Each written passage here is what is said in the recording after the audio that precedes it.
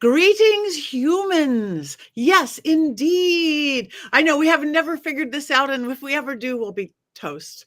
Welcome to the Witches Movie Coven. Yes, witches, talking about witches in movies. We have a fabulous, to me, classic movie for you today. Death Becomes Her. Yes, fabulous people, fabulous in it. But before we get there, let's introduce ourselves. I am one of your hosts. I am Patti Negri, Black Phillip, Bling Phillip, and look at this fabulous new outfit made by Heather Greene.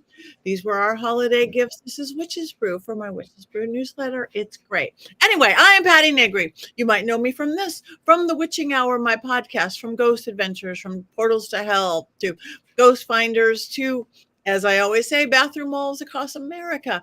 But let me pass this on to my co-hosts and let them, starting with Jason, introduce themselves as well. Oh, I'm Jason. I've written a bunch of books. This is one. It just happens to be by my desk. I don't know. I'm just here to celebrate Richard-Lael's birthday. Yes, indeed. Okay, Heather. Hi, I'm Heather Greene. I'm the author of Lights, Camera, Witchcraft. Here it is. I am a journalist in the area of witchcraft and the occult, as well as an author at Llewellyn Worldwide. And I am also here to ring in the new year and to celebrate Richard-Lael's birthday. Yes, and now we're going to get all the way back to the birthday boy himself. Some of you were able to go to the slumber party yesterday. Some of us weren't, but we do want to wish you happy birthday, Richard-Lael. That would be me. Richard-Lael is one name, not two. If I were Richard, I would be a.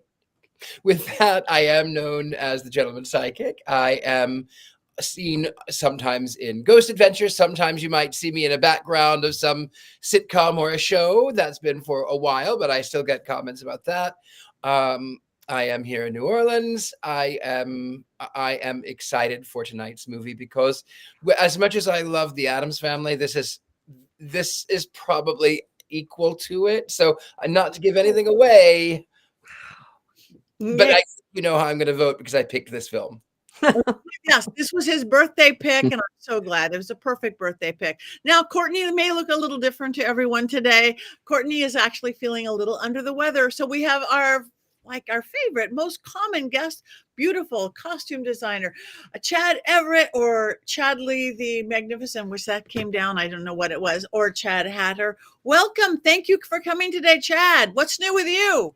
I'm so happy to be here. Happy birthday, Richard-Lael.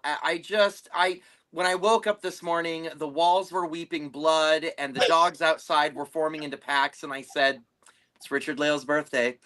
I'm so happy to be here. I hope I'm able to occasionally interject something good, but I'm currently in the middle of a project that is due this weekend. I'm covering a pair of shoes with rhinestones. So we're going to see how far I get by the end of the show. So thank you all for having me. And I'm actually wearing a shirt that was a gift from y'all. It says Internationally Ignored Cosplayer. So I've got that going for me.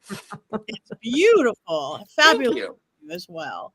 So yes, Death Becomes Her. But before we get there, before we get to the fun and games, of which this is, happy first day. We do want to wish everybody Happy New Year. We may be in for quite a ride on this, but we are magical people. Let's turn it into the year we want. But it did start out with a rough road. We want to send out some love to the people in New Orleans. Tragedy started this very year. So whether you want to do a spell, you want to do a moment, you want to do a prayer, you want to send some good thoughts out to everybody in our beloved New Orleans right now. I don't know if they're still even on lockdown right now. I heard that the street is still closed. So I mean, I haven't been out of my house, but I've heard that the street is still closed. Okay. And yes, we send love to you because you live there in that fine city. And we're glad that you were not on Bourbon Street at that time. And love to those. So everybody let's take a 15-second moment of silence.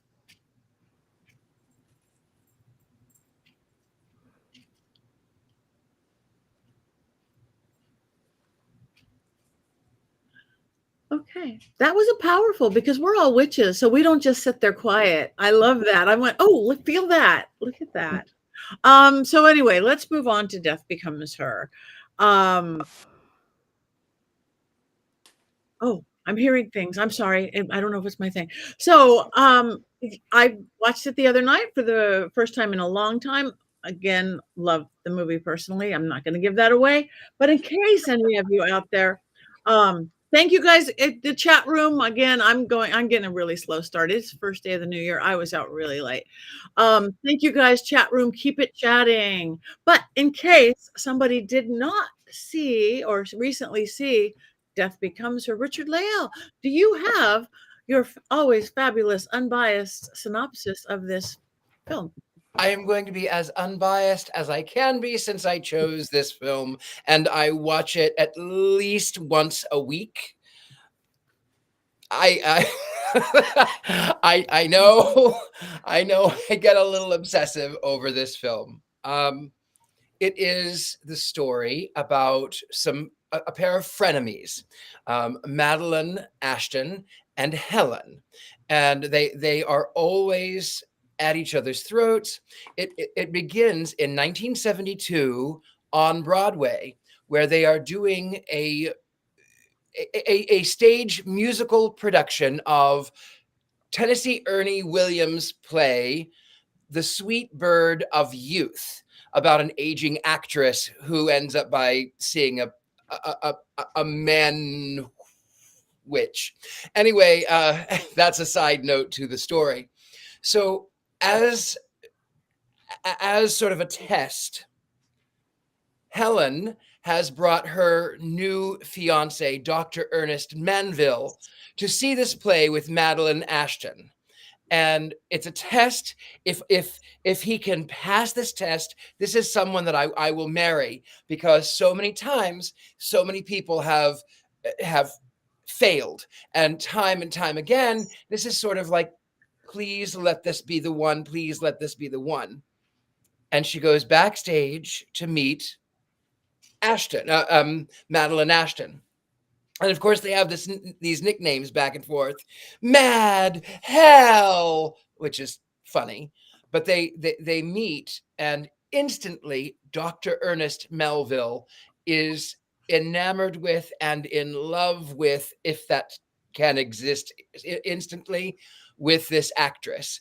And then, of course, it cuts to the fact that they're now in the apartment, and Dr. Ernest Manville is going off to meet Madeline, and he's explaining, it's just dinner. She wants my advice. There's nothing to it. And Goldie Hawn's character of Helen is saying, please, just please, don't fail. Well, you cut again, and you find that Madeline Ashton and Dr. Ernest Manville are getting married. And then it jumps a time leap into the future, where she is now a crazy cat lady, and she's gained a lot of weight, and she hasn't clearly paid her rent, and she goes to a psych ward where she is obsessed over Madeline Ashton and getting revenge. She wants so badly to destroy Madeline Ashton. And when they are in the group session, they say, well, is there anything that you would like to talk about? And she says, Madeline Ashton, which sends all of the other people in the psych ward even further in their lunacy. But the doctor makes one key mistake and says that she needs to destroy her from her mind. She's, wait, what? Yes, that's exactly what I need to do. Yes, you are right. I need to eliminate her. So cut again, another time leap to 1991 or 92 when it was released, but present day Los Angeles.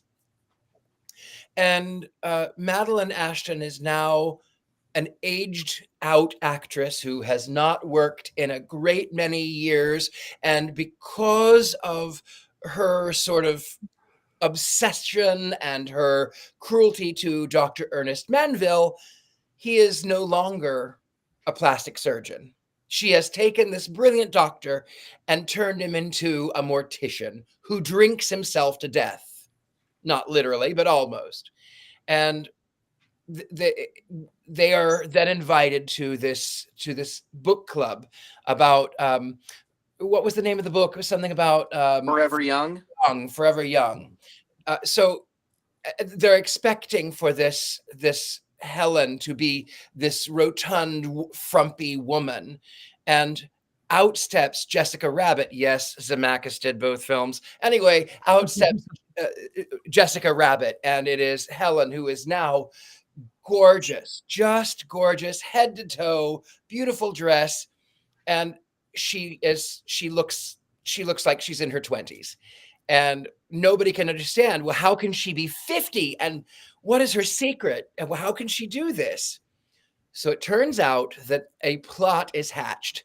And in this plot, Helen has gone back to Dr. Ernest Manville and has sort of seduced him as a way to get back at her old friend. And the plot happens here is that you find out that they both taken the secret potion, Isabella Rossellini, secret potion, elixir of life, reincarnation, all of this. And then, of course, they end up by being dead. One falls down the stairs, one has an accident with a weapon. And they are both miracles, but they're dead. And they fight and fight and fight and fight and fight. And then they find out that Ernest is going to go away. But they convince him, no, you have to take this potion, but he doesn't want to be convinced. He doesn't want to say, he stayed as long as he can to keep them, well, just to keep them, because they're dead. And they need continual patching and spray paint and body filler, and because, again, they're dead. And then it cuts again to, they think that this Dr. Manville is going to die because he's gone to this castle. He's going to fall in through the glass ceiling, and they're telling him, you have to drink it. You have to drink it. And he doesn't. He drops the potion. He falls through into the pool. He survives. It jumps to the funeral of Dr. Ernest Manville sometime in the future, when he had been an aged man, and the person giving the eulogy extols the virtues of how that Dr. Ernest Manville, at 50 years of age, changed his life around and, like a biblical patriarch, had spread the joys to his own family and to his adopted family. And no one forgets how that he would tell the tall tales of the living dead in Los Angeles. And then as they are laughing, the girls are fighting. They can't find the spray paint because they're looking for this certain color of spray paint, and they can't find it. It's not in the bag. And as they go to head towards the car, they say that the eulogizer says, if that's a word, he says, and in this way, Dr. Ernest Manville has really attained eternal life. And of course they laugh, they walk out of the church, and then they fight. They fall down the stairs again, and they break into 1,000 bits because now they are animated corpses, and they're full of Bondo and spray paint, and their heads roll together. Well, did you forget where you parked the car? The end. That's the end. Yay! Thank you. Thank you. The movie in a nutshell. Thank you very much, Richard-Lael. So, in case anyone wants a little more information on the movie, Heather, our beautiful Heather, our expert on such things, do you have 5 things that we do need to know about this movie? I do have a few things that are kind of fun. First, of course, the context, and then we'll talk a little bit about the director, which Richard-Lael mentioned. The cast, of course, we got some good ones in here. And then we'll talk about why it won an Academy Award, and then a little bit of a surprise that was especially for Courtney, but she's not here, so hopefully she's listening or will tune in. So first one, context. This is 1992. It was released in 1992 in July. Of course, filmed in 91. Why is that important? This, of course, is a satanic panic movie. We talk about that a lot around here. And there was, again, if you've watched shows in the past here with us, you'll know what the satanic panic is. But specifically during this period of time, there were a number of sort of darker comedy or comedy some true comedy, some darker comedy that had some kind of an occult twist to them. And we've done a few of them. One was Love at Stake. Another one would be now 4 Rooms. The first episode of 4 Rooms had one. We've done a few others. And that there was this sort of, the occult kind of ran through different genres, and there were a number of them. And this one sort of fits in, even though it's not explicitly witchcraft like we saw in Love at Stake. It still fits. It still fits into that. This is definitely has an occult theme here, and I'll get to that in maybe later. Because I have an interesting take on that I will share later. So the director, Rod, I can't talk tonight. It is the 1st of the year, isn't it? Robert Zemeckis. This was it was his heyday at this point. Okay, so everything he did, starting with I think his first one was Romancing the Stone, I believe, is his first big hit. But he did Romancing the Stone in the 80s. He did Who Framed Roger Rabbit, Rabbit, Back to the Future. Which is funny. There's a point in that one too, but I'll you'll get to it. But yeah, I mean, everything. He did all the Back to the Futures. He did Contact in the 90s. I'm just throwing out some other ones that you might know. He actually co-wrote 1941, which I did not know, which is a Spielberg movie from the late 70s. I believe it's 78, 1941. He also he also worked in Amazing Stories. If anybody remembers Amazing Stories, another Spielberg project from that time. He actually more recently directed The Witches 2020 version. More recently, also, we saw him do Polar Express, Castaway in 2000. So he worked with Tom Hanks.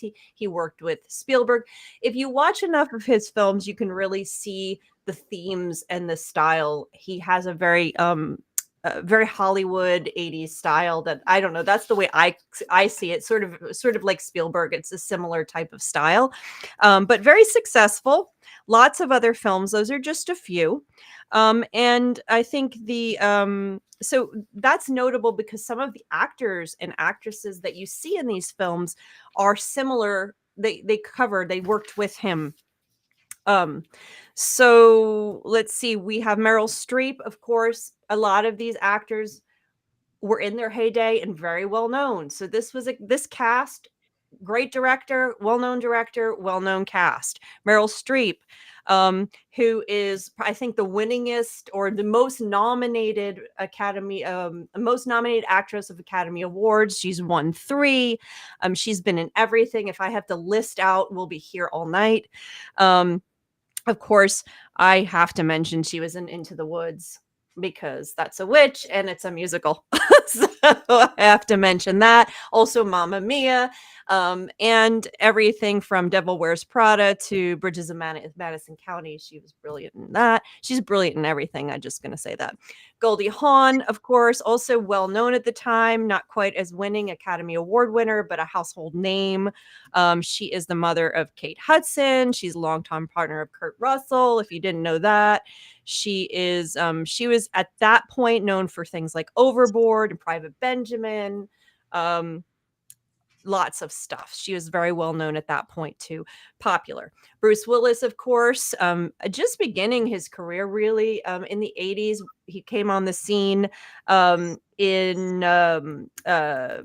the TV show Moonlighting was when he kind of hit for comedy, but then he went to eventually going to the most popular Christmas movie there is Die Hard, probably what he's most known for. Of course, I thought he was phenomenal in Unbreakable and Glass, the M. Night Shyamalan movies. So he's done everything from, comedy to serious to action. Of course, Sixth Sense.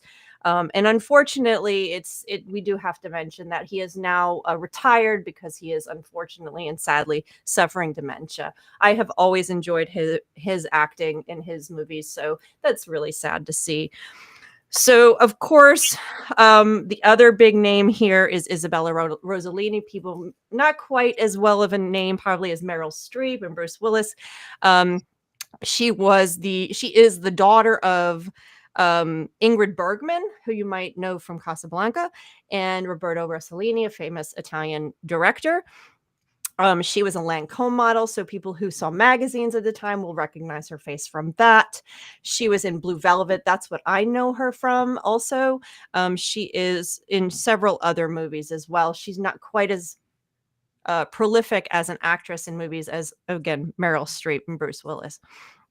Some other ones, Mary Ellen Trainor, you would have seen in Die Hard and other Zemeckis films, Goonies, Lethal Weapon, and you might have also noticed a few others. I do want to mention, there was one particular one that I wanted to mention.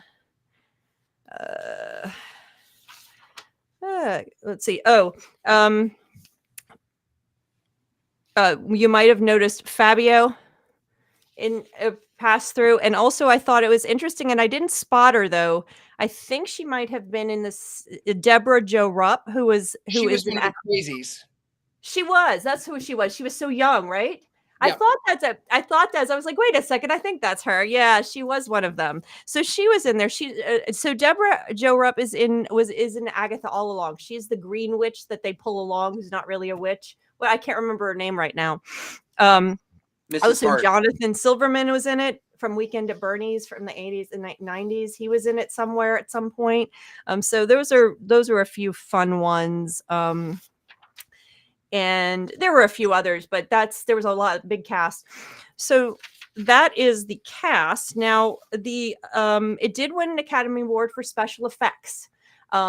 Because of they used both computer generated stuff, they used practical effects, and there's some really funny stories. You can go through some articles and read about all the various things they did to make this happen.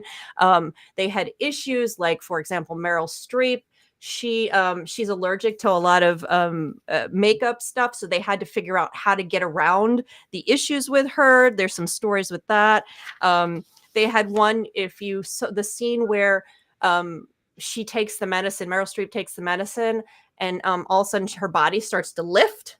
Well, there was apparently someone right behind her going like this, whoop, and pushing her up with the hand. So they have a lot of fun little stories. The stuff that made her large in that one scene, and when she is the cat lady, they had to actually create a new material for that. They called it Flubber Cast. And it was made specifically for this movie. There's a story about the way they did that too. I would just got lost in all of the phenomenal creative ways they did all of this, because there was computer animation 92, but this was the beginning of computer animation. So a lot of this was practical effects and blue screen stuff, and going back and adding heads on when they would, like do some of the filming, then they go back and put a head on of the actress. So it's a lot of interesting stories, but it won an Academy Award for these effects, for all of the hole in Goldie Hawn, and the flying bodies and all of the various things. So I thought that was really interesting. And the last thing, and unfortunately Courtney's not here for it because her reaction would have been fantastic, is there is actually a musical version on Broadway. I think I'm going to have that as I am going to have that as a point for every movie we do, I think, at this point. But it premiered in Chicago in 2024 and moved to Broadway in November of 24, and is actually doing really well. It gets really excellent reviews. And it stars actually Michelle Williams. Do you guys know who Michelle Williams is? She was in Oz the Great and Powerful. Mm-hmm. Blonde hair. She is in it. She plays Isabella Rossellini's character. Lisa. The casting seems weird. Chadley's going, what? Because it's not you're conflating two different people. The actress who played. Look up a woman of color. It's not the same person. Okay. You're mixing up two different people. Okay, I'm missing two different people up. However, there is some interesting overlap with things that you guys have done recently, because the costume designer of the Broadway Death Becomes Her is Paul Tazwell, who also did the costumes for the Wicked film that just came out. Oh, okay. So it's same designer. Yeah. Well, yeah, sorry. I didn't see a picture, so I assumed it was the same as Shel Williams.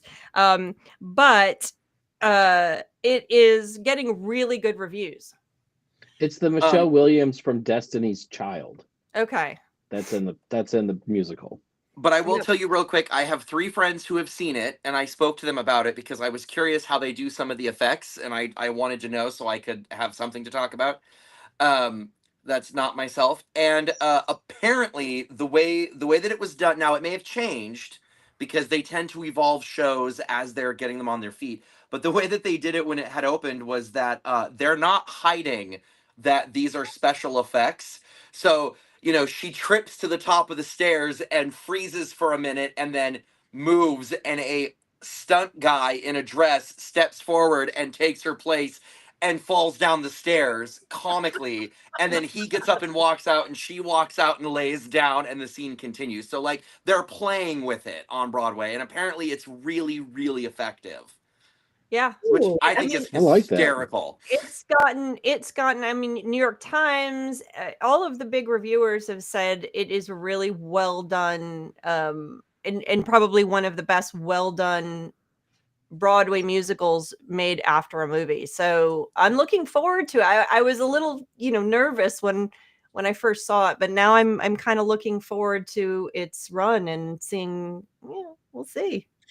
I have a couple of more tidbits, if I may, because this is one of my favorite films. When the 2 ladies are fighting back and forth, when did you take it? And then Goldie Hawn's character, Helen, says, October 26th, 1985, which you might recognize from Back to the Future as the date that Marty McFly goes back to 1955. Amazing. Which is kind of funny. It makes me laugh. There are a couple of other things that the themes that it explores. It reminds me a little bit of The Portrait of Dorian Gray, where that one is sort of the caution tale as to what happens if you live and you watch people die and you are this wicked person.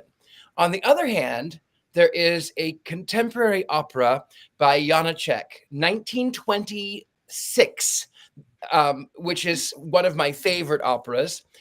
In this story, there is 300 years ago, 15 something, there was an alchemist who created a potion that he gave to his daughter that she would, in the words of Isabella Rossellini, sempre viva, live forever.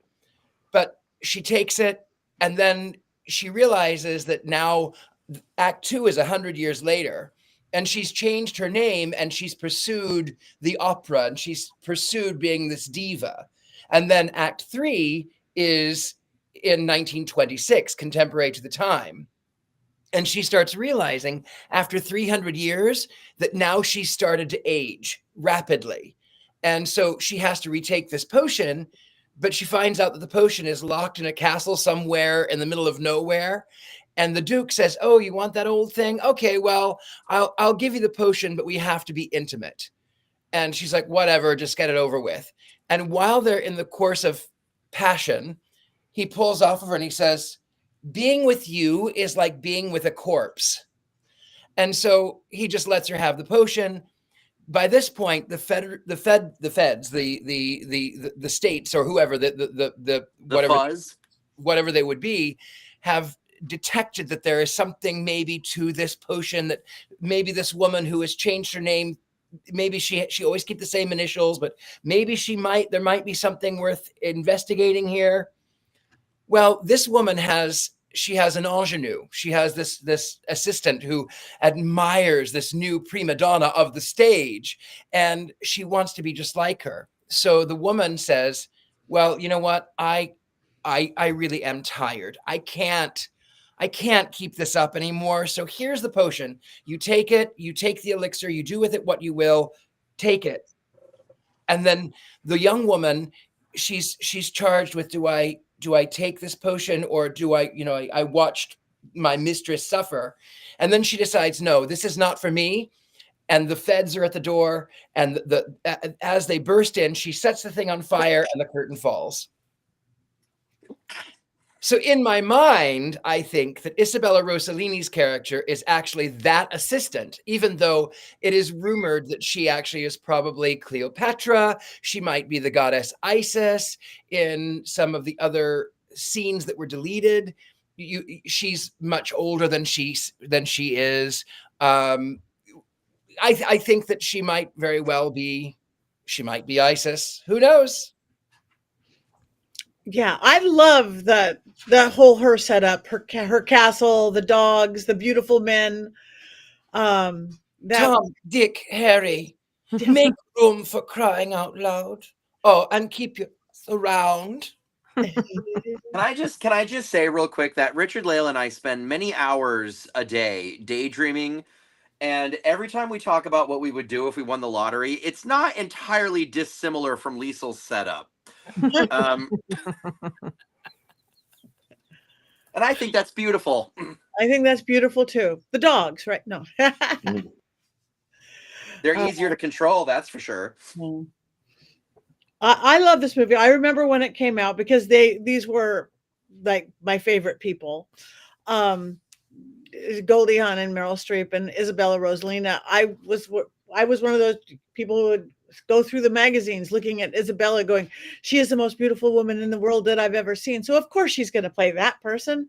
What better casting than that? Bruce Willis, I mean, I think he did really great. It's so funny though. I always think of him like a TV actor just because of Moonlighting. And Heather, you probably, I'm only half off topic here. When did it become, in olden days, a long time ago, you were a movie actor or a TV actor. You didn't cross. I remember talking to a dead Marlon Brando once. That sounds weird, and I wanted him to come onto like a TV show, and he was appalled, literally as weird as, because he doesn't do television. So you were a TV actor, the low life, or you were a movie actor. When did that change? That, famous TV actors do movies, and more than that, movie actors do, maybe when like Netflix came in or something. That I think HBO is the one that first started to change it, because that's when you started to see the TV shows that were HBO's TV shows started to become really credible. They started to have a quality to them that exceeded what you normally saw. So I think I really think it started to cross over there. But yeah, I mean, through the 80s into the 90s, maybe Disney also broke some of that with teenagers going back and forth with their movies to their TV shows. So it started to, I think, in that generation, and then going into the 2000s, and of course streaming, and now not so much.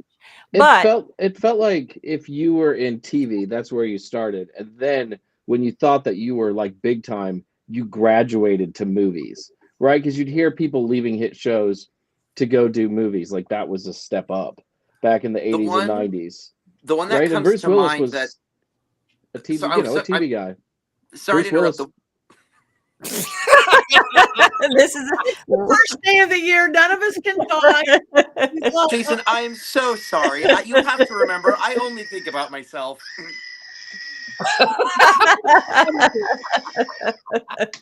Do you want to go in the fridge? Chad, go. What I was going to say was the one that I remember that really sticks in my head was when Tim Allen was in the Santa Claus.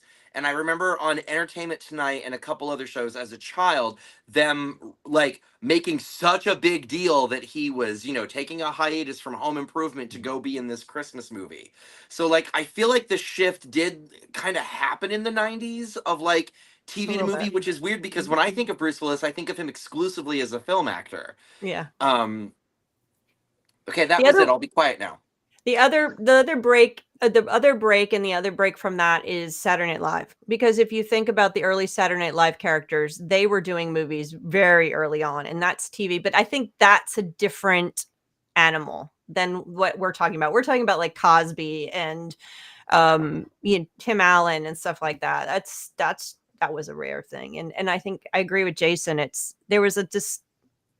Movie acting was considered a higher level of achievement to some degree. Although not always the case, though. Some of TV actors were excellent, so and better than some film actors. Yeah, like poor Shelley Long. I mean, she left to do movies, and we got True Beverly Hills out of the deal, right? She should have just stayed on Cheers. I mean, that was a terrible, bad move. Yeah, true. Yeah, death became her career. Yeah. Sorry, Shelley Long. I apologize. I like, or what Tabitha said there in the chat room, that now the actors are doing commercials.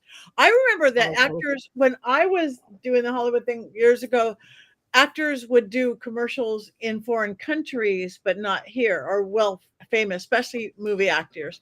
You might see them, hawking, shave cream or food, but not in the US. I have to say that for me, this film, it is so nostalgic because some of my happiest times were spent in Los Angeles, and even when it shows Mulholland Drive, I just love it. I there are so many beautiful things, and to see even all of the dead stars that are at Lisa's party, Elvis Presley popping up. You've got. She says one of her clients simply says, "I want to be alone." So it was kind of, to me, it was kind of a little nostalgic and a little sweet, and it was sort of nice to see some of the old time stars. Yeah. More than once, Richard-Lael would take me on drives in Mr. Satan, and we would go on Mulholland, and he would quote the movie without quoting the movie. It was, how many times have you ever seen a neighbor living in Los Angeles? Like, well, the funny thing is, and I know Courtney's not here to do quotes, but every time I give a reading, every single time, and so few people actually get that I'm quoting this film, I will give the reading and I say, "And now a warning." now a warning? Right? Like, you get it. They go, what? And I go, "No, never mind. It's a film. But now we must talk about the sordid topic of the coin." And they go, oh. And I'm like, "No, you have to pay me." I'm quoting Guess McCup. "You have to pay me. The cost is different for everyone." You have to pay me. You have to pay me. That is Richard-Lael should come with subtitles. Nobody gets that I'm quoting this now, 30-year-old film. And it's so good. Like some films you watch from 1991 and they have not aged well, but this one gets better and better and better. And I mean, I watch it all the time. I'm not kidding. I watch it all the time. Oh, that makes me so happy. And I agree with you. I'm going to now watch it more often since it was lost and been forgotten to me. Going back just for one more moment, our beautiful producer, Love Boat and Fantasy Island were halfway houses for old school. My entry to Hollywood was being background on being a lava girl on Fantasy Island for a year, and then being a forever passenger on Love Boat. I got to meet amazing people like Charo. I mean, people did all these cameos. So that's right. That's when movie people were willing to do TV for Aaron Spelling. And it was very fun. It was always great that Bob Denver got work back then, right? I mean, every week you could count him being on the Love Boat or on Fantasy Island. Or the Muppets. Yep, or Marsha Brady. Like, she was the other one, Maureen McCormick. Always, yes. Always did my young heart like joy to see them all. I have a question for the dais. What is your favorite special effect in the movie? Well, for me, I will tell you my favorite special effect. It has to be Goldie Hawn's big wound in the middle of her stomach. "I can see right through you." I think that one makes me laugh. Yes, I agree. And when she sits down on the couch right through the big spear, it doesn't even matter. Not just that, though. I mean, it was a lot like Jurassic Park because we had never seen these kind of special effects before. And I remember seeing this in a theater, like when it came out. And I was like, wow. I mean, I don't love the movie as much as some of you, but I just remember I'm not going to be curmudgeonly, but I I don't remember care like if you just are. being I want to wowed. be honest. I just remember being wowed by the special effects, like My I was wowed by Jurassic Park. my favorite special effect was one that I actually could not see until I got it on Blu-ray and watched it on a HD TV, which is whenever you are shown the bottle of the potion, it has people in it. It Did does? you notice that? No. Mm-mm. So next time you watch it, whenever there's a close-up of the bottle, or actually anytime you can see the potion, if you look carefully, there are people floating in it that are all naked, and they're all absolutely gorgeous, and and their hair is moving in slow motion, and so like a woman will appear and disappear, and then a man will appear and disappear, and they're swirling in the potion. And I never saw that when it was on TV, but then when I got it, like when I was able to watch it with like a super, a passable quality, there's people in the potion. And so I've always wondered if it's made out of them, or if it's just meant to be like the promise of what you could become if you drink it, or like what the mythos is. I But don't think that they thought. I don't think they thought it out very far, You because don't think so? the original idea was that the potion was a demon named, and I'm not making this up, Bert. There was a demon named Bert. I know, it's ridiculous. And they also changed the ending because they were supposed to Ernest was supposed to get away. He was supposed to meet Tracy Ullman, who was a bartender. Years later, they end up by being happy. And it just so happens that Madeline and Helen are now these corpses, and they're sort of, well, what are we going to do now? I guess you want to go to Paris? No, I'm bored with that. Well, you want to go to London? No, I don't want to do that either. Well, what do you want to do? And then that's when they look down and they notice the elderly Ernest Menville and Tracy Ullman, and they're laughing and they're having a good time and they're playing. And then the audiences didn't like it. So they reshot all of those scenes so that they would die in the end with the things. And I'm glad also that they changed it from a demon that possesses them into the lore of the bottle, that elixir of life. Or death. Right. Be kind to your body. It's going to be with you for a very long time. So I do want to talk about the costumes real quick, if that's cool. Yes. Liesel's necklace is made out of the letter L. All the little gold thingies is the letter L in like calligraphic script with jewels hanging off of it, and it's just the letter L over and over and over and over and over. And I love that, because when she plucks a little L off of it to pin on Meryl Streep's chest, I love the idea that she's got this chandelier necklace that she just, parts bits and pieces off of. And her bizarre outfit when she comes running out of the house and she's like, you have to get him back with it, when she kicks them out of the cult, her with the collar and the 1920s headpiece. And it is a wild outfit. There was another cut scene, by the by, where the creeper, who's sort of the medical facility, the man who introduces Lisa to Madeline. He was supposed to stand up, do these things. He was going to say things like, "Ladies and gentlemen, there's going to be collection bins going about because we don't want to enforce payment. It really is beneath us. And for you Americans, we no longer accept the American dollar because of the state of affairs." So that was cut, but Wow. Who knew? I don't want to be immortal, but I do like the idea of being able to annoy people forever. So I'm kind of conflictory.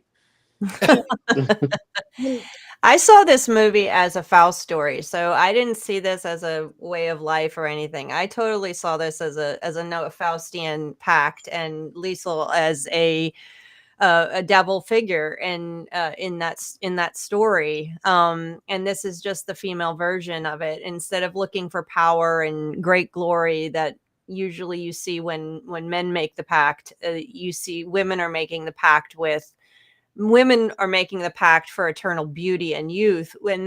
And that idea to me parallels all my witch film theories, which when women are selling their soul to the devil for witchcraft, they're always looking for love and eternal beauty. The wig for Mrs. DeVry, the wig of Mrs. DeVry, I mean, I could name a whole bunch of them. Women are usually looking for eternal beauty and eternal power, eternal beauty and eternal youth when they sell their soul, usually for witchcraft for that purpose in these movies. And that's how I saw this. And that they aren't specifically looking for witchcraft. They're selling their soul, although they do not know that, because as you pointed out, what's the catch? Hold on a second. There's a catch. That's they're so desperate for revenge, for beauty, for eternal youth, whatever it is, because that means power for women. So that's what they want.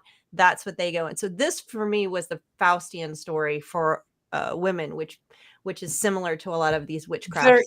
There is an even deeper witch connection too, though.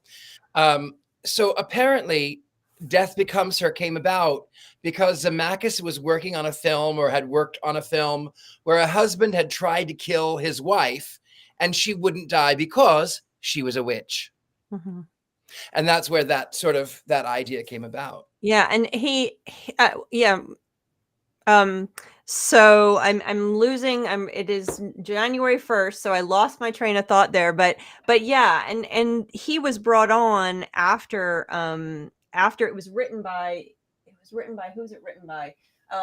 That had the idea. It was written by two people that had the idea, and he liked it, and he came on after, and they did it sort of backwards. He was saying, of bringing people on and all that stuff. So it did come about, and it's interesting to have that idea and watching it. I'm like, yeah, I know we talk about Liesl being, we've talked about who she could be, Isis, she could be all this stuff. For me, she was very much the witch character. For me, the demon, not demon so much, but the devil witch character, she was the witch in this. Well, one. She even says, a little bit of magic in a world obsessed with science. Yeah, exactly. So she felt like the witch character to me in this. I would almost classify her as the witch, although it's more of the devil, Faustian devil that she plays.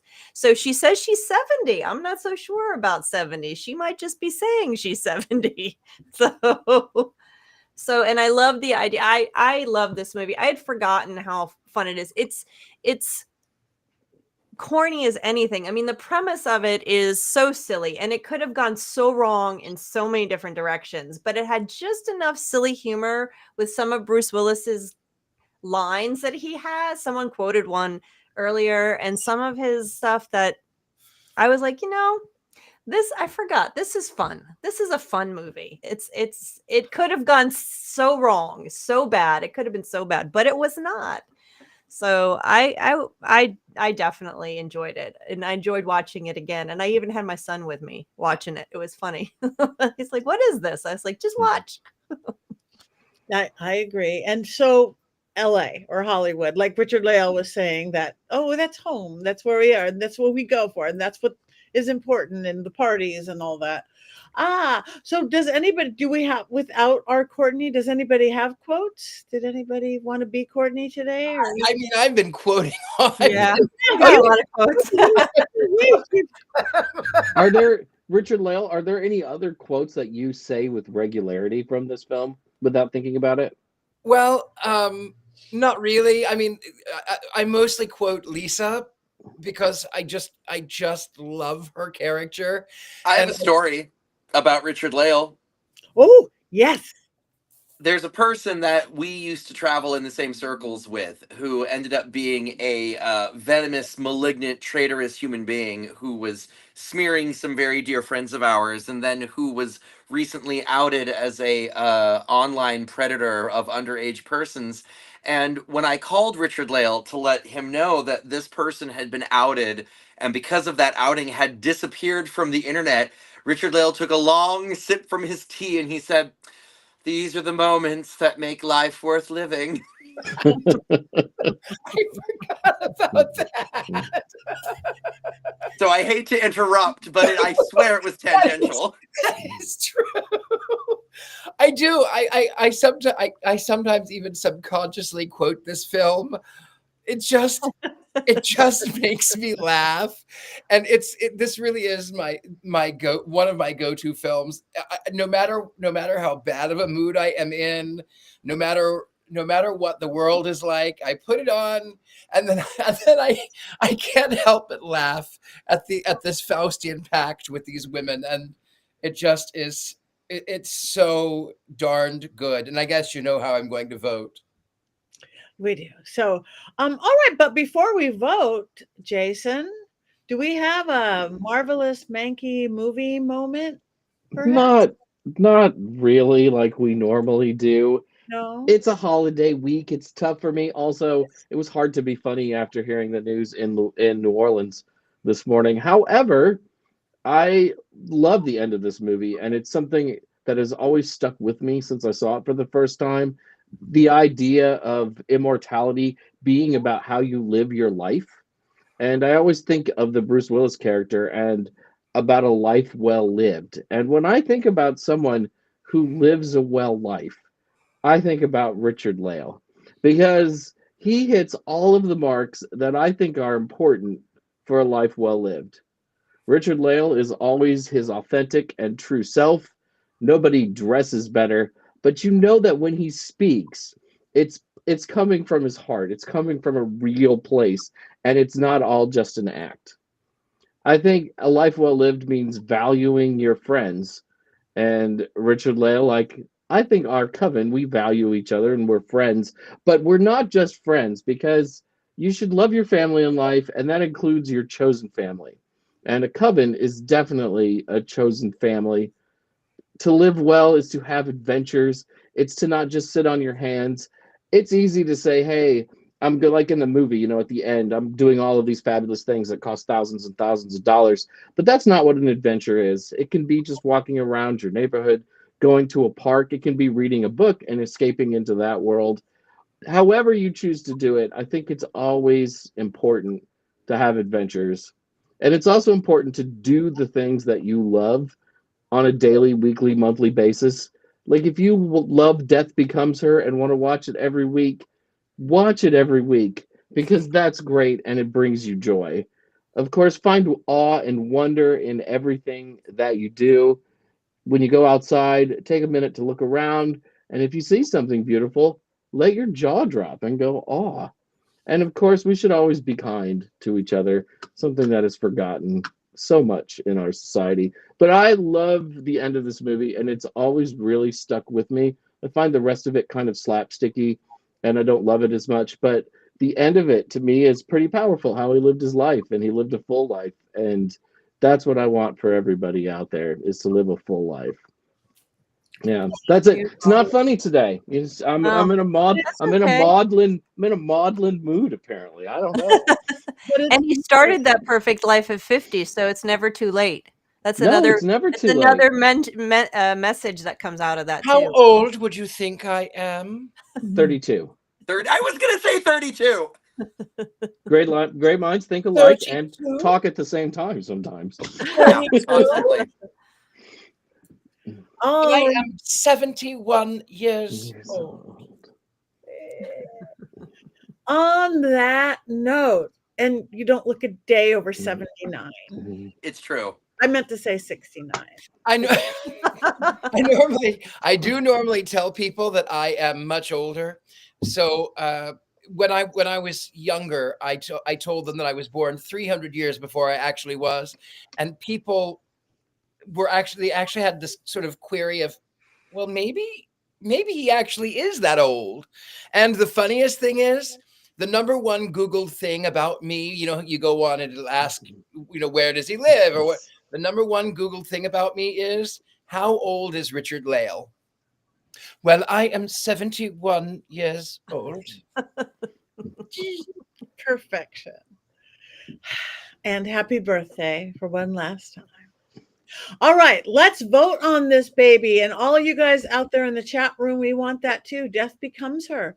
Wands up, wands down. Give me your hand. Oh, he's got the knife. Good. Up, up, up, up, up.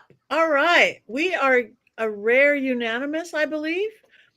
And everybody out, nobody has voted yet in our chat room. Are we on a big delay?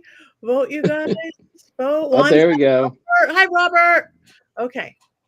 Wands up, Tabitha. Oh, okay. We've got a theme going indeed.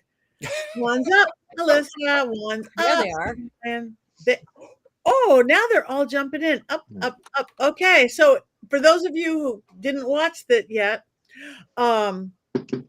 I suggest you watch it because it's got a unanimous wands up with all of us.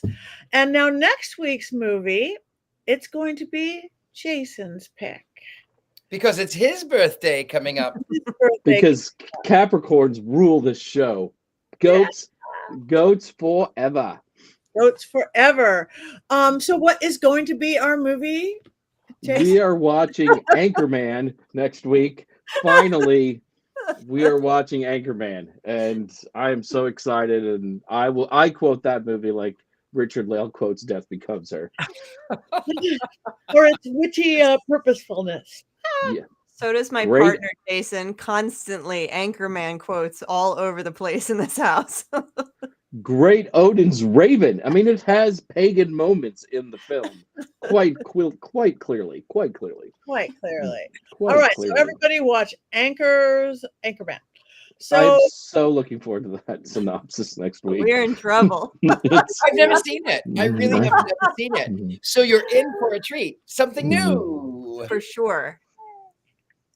That was the film I was in. Ah, with Isabella Rossellini, yeah. Yes. beautiful. You can see Isabella in the lower right-hand corner right there. Is that you with the rose? No, that is my friend Vlad. Okay. No, I played someone contemporary who was memorializing the passing of Valentino. I have a quick little pagan connection involving Isabella Rossellini. Okay. If you guys are interested. The movie that I was introduced to her in is she plays Nimue in the NBC Merlin miniseries, That's true. rather beautifully, I might add. So she is no stranger to sort of the pagan mythos. Beautiful. How's those shoes going, chat? Boom. Bling. Wow. Fast work, sir. Well, it's the fumes. They really just work wonders. And before we move on with anything that has coming up, now that we're almost able to talk, starting tomorrow, somebody mentioned me IMDb way back when, and then I forgot because we went somewhere else. I am on IMDb, but my Love Boat and Fantasy Island is not because I was an extra. Extras don't get that. So, but all my other stuff is on there. So, as is Richard-Lael, that's what we do. So, yeah, IMDb for that. But anyway, anybody have anything coming up that everybody needs to know about? Jason's birthday is Saturday. If you're in the Bay Area, come and meet me at the Savvy Cellar Wine Bar in Mountain View. You will be my welcome guest, and I'll buy you a glass of wine. Oh, good. The With chances of that every- happening are low, but you really are invited. I love people. But be careful. You might have hundreds of people show up, and then you would be out a lot of money. I had 100 people show up for my birthday last year. It was wonderful. It was beautiful. And the bar charged me nothing. So I'm not worried about it. Because they love me too. I love being loved. Well, that's Sorry. wonderful. Happy I love birthday. being loved. Number 71. 72. All right. I'm going to be in the UK for anybody across the pond on the 12th doing a seance at Victor Wynn's Museum of Oddities and Curiosities. And then at the end of the month, I'm going to be at Hanover Tavern Paracon, which I think is in Ohio or in O State. I'm not quite sure getting that right. But PattiNegri.com. Find me, come join us. And everybody, tell everybody where they can get you. Chad, let's start with you. You can find me on Instagram as Chad Hatter. You can find me on TikTok as Chad Hatter as well. And at the moment, that's it. Okay, perfect. Richard I'm so Lamb. good at this. You're so good at that. We're all good at this today. I'm really easy. Yeah, you are. I am the gentleman psychic. I am on Instagram, the Book of Faces. I'm on all social media excepting for I'm not on Twitter. I think they changed the name again. I'm not on that. You can find me. I'm easy. thegentlemanpsychic.com. I'm easy. Thank you. Thank you very much. And we must say, everybody didn't notice his very Isabella Rossellini type necklace, very reminiscent of all that she wore in that film. All right, Heather. Hi, I am at heathergreene.net. That's my website. My socials are there. I'm on the regular socials, Facebook and Blue Sky and Instagram and all the ones. Usually Heather Greene of some sort, 01 or something. You'll find me. Go to my website and you can get links to all of them. Nothing coming up this month. Perfect. Thank you so much, because it's a new year. We are just starting. So you guys like us, follow us, tell your friends about the Movie Coven. Jason. Sorry, now that I have it in my hand, I want to do it all the time. I'm really sorry. We all have our goats. You guys, you can now get your own Black Phillip or Bling Phillip or Black Phillip, Bling Phillip. You can't get these beautiful handmade outfits, though, because those are very special. We just get those from Heather. But go to mysterycontrol.com for t-shirts, quotes, shirts, sweaters, underwear, and, of course, Black Phillip. And an I Don't Mind It t-shirt. So come back next week. We have one more thing to do to end the night. 1, 2, 3. Yay!